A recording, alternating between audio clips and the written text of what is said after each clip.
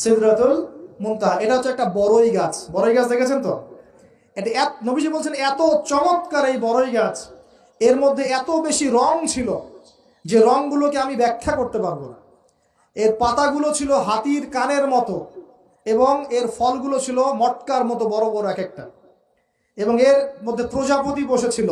এই প্রজাপতিগুলোর রং এত চমৎকার যেগুলো আমাদের পৃথিবীর রঙের মতো নয়। মানে এগুলো ব্যাখ্যা করার মতো শব্দ আমাদের কাছে নাই। অ্যামেজিং। এটা কোন জায়গা?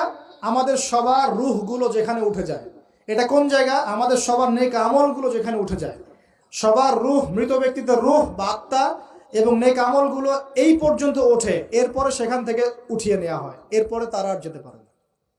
একইভাবে উপর থেকে আল্লাহ পাকের কোনো আদেশ আসলে এই সিদরাতুল মুনতাহা পর্যন্ত আসে, এরপর সেখান থেকে নিয়ে আসা হয়।